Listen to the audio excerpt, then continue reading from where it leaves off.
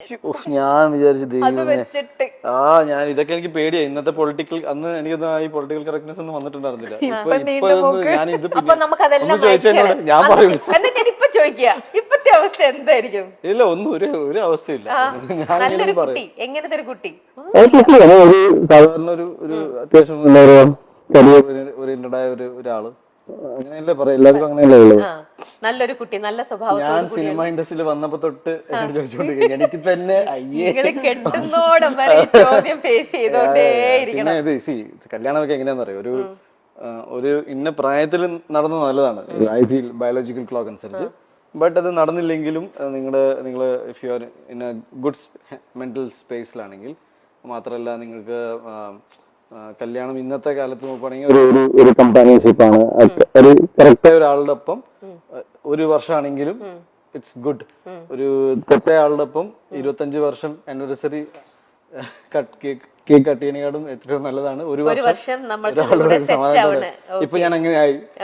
Okay, അപ്പൊ sometimes ഇപ്പൊ ഞാൻ പറഞ്ഞില്ല, ഞാൻ ലൈഫ് ഇസ് ബ്യൂട്ടിഫുൾ എന്ന് പറഞ്ഞു, എന്റെ ലൈഫിൽ എനിക്ക് എല്ലാം കിട്ടിയിട്ടുണ്ട്. ഞാൻ ഭയങ്കര ശുഭാപ്തി വിശ്വാസമുള്ള ഒരാളാണ്.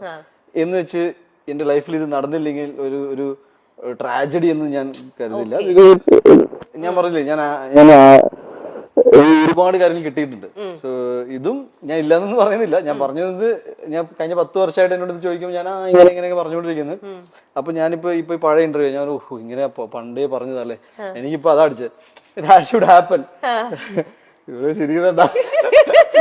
എന്തായാലും അങ്ങനെ കളിയാക്കി ചിരിക്കണ പോലത്തെ ഞാൻ പറഞ്ഞല്ലേ പണ്ട് എങ്ങനെയുള്ള ആളെ വേണമെന്ന് പറഞ്ഞിട്ടുള്ള വീഡിയോ ഇടാന്ന് പറയുമ്പോഴേ ഞാൻ ചോദിച്ചത് അതാ, മറ്റേ മൂക്ക് നീണ്ട വീഡിയോ അല്ലേ ഞാൻ കണ്ടതായിരുന്നു. ഇനി വരാൻ പോകുന്ന ആൾക്ക് നോക്കിക്കോ, കുഞ്ഞു മൂക്കായിരിക്കും. നമ്മൾ എന്താണോ ഏറ്റവും കൂടുതൽ ആഗ്രഹിക്കുന്നത് നമ്മുടെ ലൈഫിൽ പാർട്ണറായിട്ട് വരുന്ന ആൾക്ക് നേരെ ഓപ്പോസിറ്റ് ആയിരിക്കും. എന്റെ കാര്യത്തിൽ നേരെ ഓപ്പോസിറ്റാ. എന്റെ ആഗ്രഹങ്ങൾ ഭയങ്കര വലുതായതുകൊണ്ട് അതുപോലെ തന്നെ നടന്നാലും അതേപോലെ നടക്കും. പിന്നെ നോക്കിക്കോ, എല്ലാരും നോക്കും നീണ്ട മൂക്കാരോ. ഞാൻ പറഞ്ഞില്ല, ഈ കാര്യം പറഞ്ഞുകൊണ്ട് ഞാൻ പറയാണ്, ഞാൻ ആഗ്രഹിച്ച കാര്യത്തെക്കാളും കൂടുതലാണ് എപ്പോഴും നടക്കാറ്. എന്റെ ലൈഫിൽ ഒരിക്കലും ഇത്, ഞാനിപ്പോ ഒരു സൈക്കിൾ ആഗ്രഹിച്ചു, ഇപ്പൊ നടന്നു പോയിട്ടില്ല, എനിക്ക് ബൈക്ക് കിട്ടിയേക്കണേ. ഞാൻ ബൈക്ക് ആഗ്രഹിച്ചപ്പോ എനിക്ക് വണ്ടി കിട്ടിയിട്ടുണ്ട്. സോ അറിയില്ല, എനിക്ക് ഈ ജാതകം ഇതൊക്കെ ഭയങ്കര വിശ്വാസമുള്ള ആളാണ്. എന്റെ ലൈഫിൽ അങ്ങനത്തെ ഒരു യോഗം ഉണ്ട്. നമ്മൾ എന്ത് വിചാരിക്കുന്നു അതിനെക്കാട്ടും ഡബിൾ. ഭയങ്കര ഭാഗ്യമാണ്. അപ്പൊ ഉണ്ണി ആഗ്രഹിച്ചതിനെക്കാട്ടിലും ഒരുപാട് കിട്ടാണ്. ഇനി ഒരു മൂക്കിന്, ഒരു നീണ്ട മൂക്കിന് വരെ എന്തൊക്കെയായിരിക്കും ഇനിയിപ്പോ അതാണ് ആൾക്കാർ വെയിറ്റ് ചെയ്ത് ഇനി നോക്കാൻ പോണ ഒരു സംഭവം എന്ന് പറയണത്. ഓക്കെ, അതൊക്കെ സമയമാകുമ്പോ നടക്കും. തരുമ്പോ ലേറ്റ് ആയാലും കുഴപ്പമില്ല, നല്ലൊരു കുട്ടീനെ മാത്രം കിട്ടിയാൽ മതി, അല്ലേ? ലക്കി ഗേൾ എന്ന് പറയണോ ലക്കി ബോയ് എന്ന് പറയണോ ഞങ്ങൾ അപ്പൊ തീരുമാനിക്കാം. ഫസ്റ്റ് ഓഫ് ഓൾ ഈ ലുക്സിനെ കുറിച്ചല്ല ഞാൻ ഇത്ര ബോധമല്ല, ടു വെരി ഓണസ്റ്റ്. ഞാൻ ബിക്കോസ് ഇപ്പൊ എന്റെ ഈ ആ ഒരു സെൻസ് ഓഫ് മെച്യൂരിറ്റി എനിക്ക് വന്നിട്ടുണ്ട്. പണ്ടത്തെ കാഴ്ചപ്പാട് വെച്ച് നോക്കുകയാണെങ്കിൽ എനിക്ക് ഇപ്പൊ പറയാൻ പറ്റില്ല. പണ്ടത്തെ കാഴ്ചപ്പാടുകളൊക്കെ ഒരു വർഷം കൂടുന്നോറും life experience taught me like ലുക്സിലല്ല, ഐ മീൻ ഞാൻ ഉദ്ദേശിക്കുന്നത് ഒരു ജോലിയും ലൈഫിനെ കുറിച്ചുള്ള അണ്ടർസ്റ്റാൻഡിങ്. ഇപ്പൊ ഞാൻ എന്റെ ഔട്ട്ലുക്ക് ടുവേർഡ്സ് ലൈഫ് ഭയങ്കര ഡിഫറെന്റ് ആണ് ആക്ച്വലി. അപ്പൊ ഉണ്ണി ജോലിക്ക് വിടുവോ വൈഫിനെ? പോണം, എന്തിനു വിടുവോന്നല്ല, എനിക്ക് സിനിമ ഇല്ലാതിരിക്കുന്ന അവസ്ഥയിൽ നമുക്ക് ജീവിക്കണം. ജോലിക്ക് വിടുവോ? പോണോ, പോയേ പറ്റൂ. എങ്ങനെ അല്ല അനുവായാലും ഞാൻ വെറുതെ എന്നെ ഇങ്ങനെ പുച്ഛിക്കരുതിട്ടോ, ഇത് വരുന്ന ഷോ ആണ്. ഇല്ല ഇതെല്ലാം ജസ്റ്റ് ഫ്രണ്ട്ലി. ഇവര് തമ്മിൽ ഒന്നുമില്ല, ഞാനാണ് സത്യം.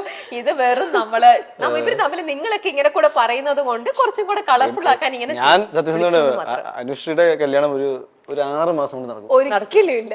എന്നാ പിന്നെ നമ്മൾ തമ്മിലുള്ള ന്യൂസ് വരാൻ തുടങ്ങിട്ട് കൊറേ ആയി. കെട്ടിപ്പോയില്ലല്ലോ ഇതുവരെ. അങ്ങനല്ലേ, ടൈമിലേക്ക് ഇങ്ങനെ ഷാർപ്പായിട്ട് നിൽക്കുകയാണ്. പൊതുവെ എല്ലാ ഹീറോയിൻസ് കല്യാണം കഴിക്കുന്ന തൊട്ട് മുന്നേ കഴിക്കില്ല എന്ന് പറയുന്നത് കണ്ടിട്ടില്ലേ?